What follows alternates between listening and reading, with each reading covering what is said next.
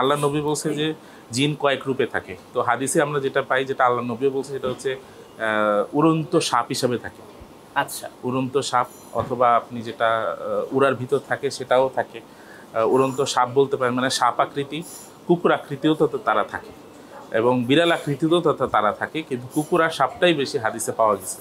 তো এই বিশেষ করে সাপটা এই রূপেই বেশি থাকে, এবং যখন ওই যে রোগীর উপর আক্রান্ত হয় তখন এই রূপটাই দেখা যায় বেশিরভাগ সময় আত্মপ্রকাশ।